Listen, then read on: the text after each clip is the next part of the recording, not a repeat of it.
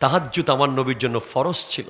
সারা রাত আমার নবী তাহাজ্জুদ পড়েছেন, পা ফুলে গেছে, যেটার পুরস্কার স্বরূপ নবীজিকে কিয়ামতের মাঠে মকামে মাহমুদ দেওয়া হবে। সেটাতে বসে আমার নবী যখন বসবেন, গোটা হাসরবাসী বলবে ওয়া মুস্তাফা, ওয়া মুস্তাফা। আর আলা হযরত ইরশাদ করতে লাগলেন, আরশে হকে মসনদে रिफात रसूलुल्लाह की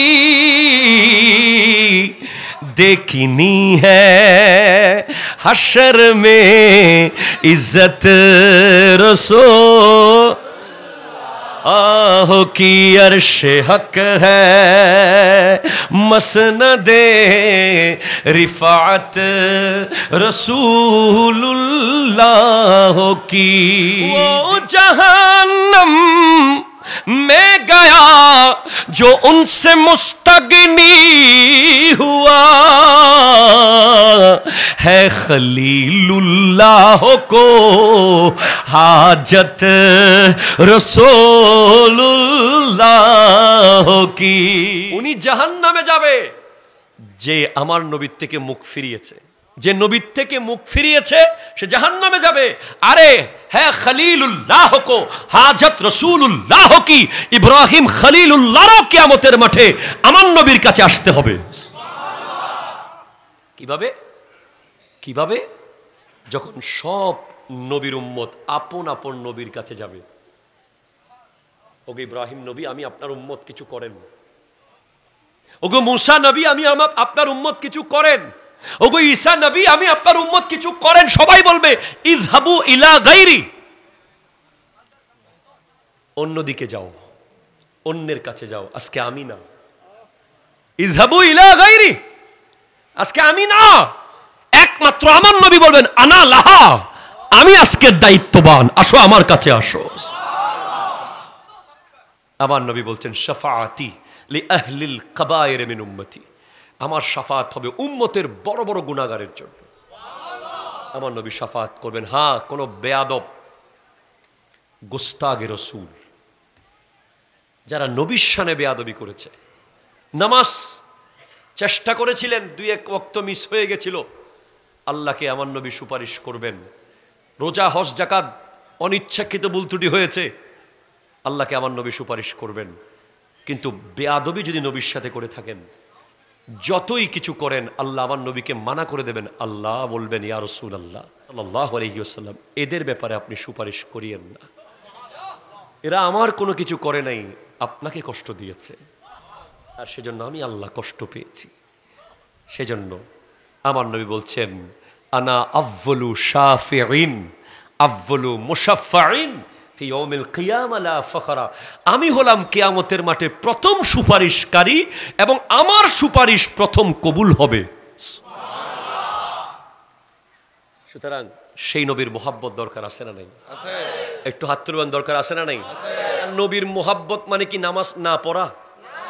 নবীর মোহাব্বত মানে কি হালাল না খাওয়া? নবীর মোহাব্বত মানে কি সত্য না বলা? অবশ্যই যিনি আশেকে রসুল তিনি অবশ্যই ৫ ওয়াক্ত নামাজ জাস্ট টাইম পড়বে। আল্লাহর আদেশ, নবীর ইজ্জত। ঠিক কিনা? কথা জোরে বলেন। হাত নামান। যদি আপনি নামাজ ঠিক মতো না পড়েন, আমার নবী কিয়ামতের মাঠে লজ্জিত হবে। কেন হবে? নামাজ আমার আল্লাহ জোর করে চাপিয়ে দেন নাই, আমার নবী মেরাজে গিয়ে খুঁজে এনেছেন। আল্লাহ আপনাকে আমি দেখলাম, এত সুন্দর, আল্লাহ আমার উম্মত আপনাকে দেখতে চাচ্ছে। তারা দেখতে চায়, হ্যাঁ ঠিক আছে, দেখবে তো? হ্যাঁ দেখবে, যান ৫০ ওয়াক্ত নামাজ নিয়ে যান, তারা সিজদায় গেলে আমি আল্লাহকে দেখবে। কিন্তু পথে পথে কমাইতে কমাইতে উম্মত পারবে না, তাই ৫ ওয়াক্তে আসছে। চাকরি কমে গেছে, বেতন কমে নাই, পড়বেন ৫, পাবেন কত? আরো জোরে, একে কত? ১০, একে ১০। ৫ ওয়াক্ত পড়বেন, ৫০ ওয়াক্তের সওয়াব পেয়ে যাবেন। আর যদি নামাজ না পড়েন, তখন আমার নবীকে যদি আল্লাহ জিজ্ঞেস করে, ওগো হাবিব আপনি বলেছিলেন তারা আমাকে দেখতে চায়, কই ফজরে গিয়েছিলাম দেখি নাই তো, জোহরেও তো সে আসে নাই। আপনাদের এলাকায় আসতে আসতে অনেক মসজিদ দেখেছি, 1 কিলোমিটারের ভিতরে 3টা মসজিদ দেখছি সম্ভবত। মুসল্লি কেমন আমি জানি না। কিয়ামতের মাঠে মসজিদও সাক্ষী দেবে পক্ষে বিপক্ষে। মনে রাখি, কিয়ামতের মাঠে মসজিদ বলবে, আল্লাহ আমাকে গরিব করে রেখেছিল, তুমি কেমন গরিব ছিলা? তোমাকে টাইলসের অভাব ছিল না? টাইলস ঠিক ছিল, দরজা খুব ভালো মানের লাগিয়েছে, এসিও ছিল, হ্যাঁ সব ছিল, কিন্তু আমার আসল খোরাক তো মুসল্লি।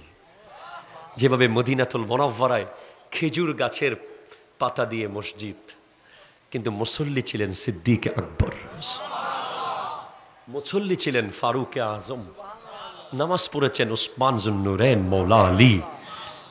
মসজিদ কিন্তু পাতার, মুসল্লি আজিম শান।